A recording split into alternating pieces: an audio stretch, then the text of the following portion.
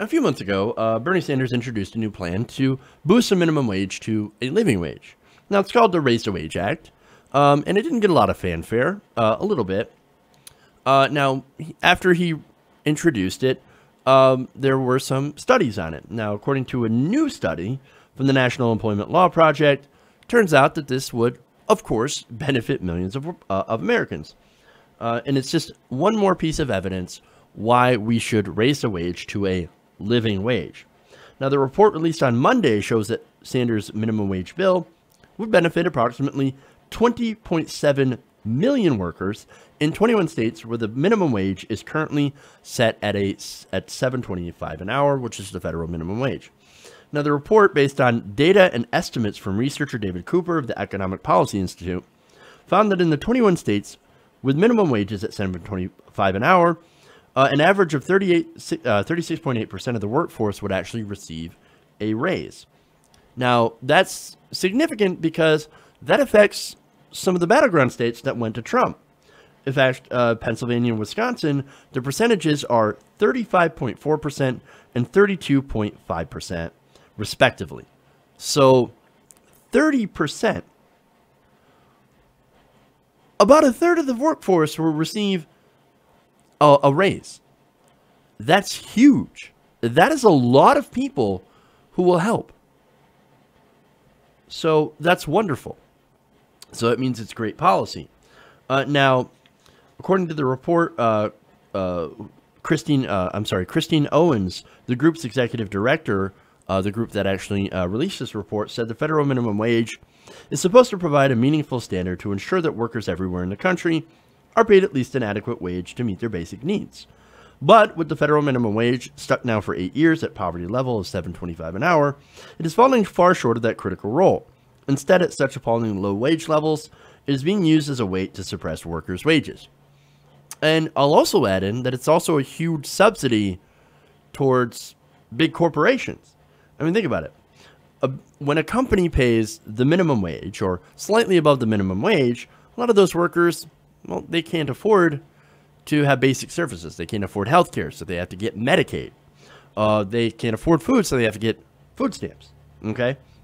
Now, that company, since they're not required to pay their workers a living wage, they have to get government assistance. Now, they save money based on that. Hey, man, I don't have to pay in these wages, and so I get to save a lot of money on my bottom line.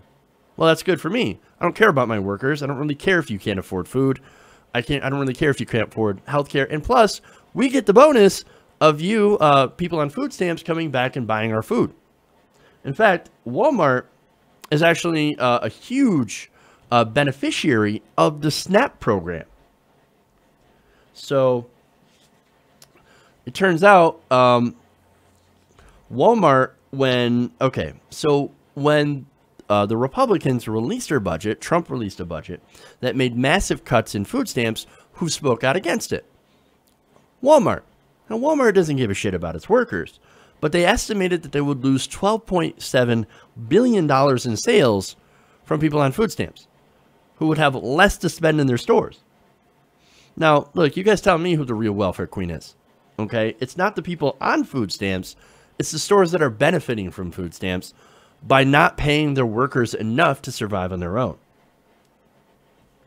Raising wages for regular people who are working will save money overall on welfare programs. It makes sense, right?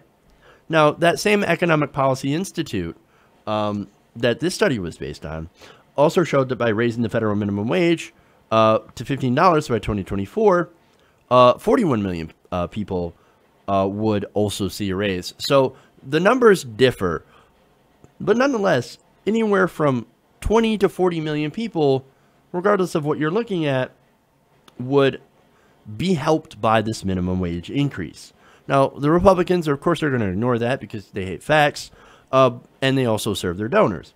But I got to give credit to a lot of the Democrats here. 22 Democrats actually support this bill in the Senate. Now, there's hopefully more come in to support this piece of legislation because it's good legislation, okay? And even though it has no chance of passing, so basically what this is that it's more symbolic vote. But you still have some establishment Democrats that are signing into this, and that actually is very important.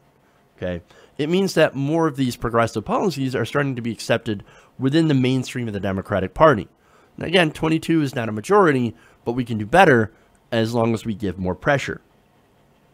So, and look, I believe in people power, okay?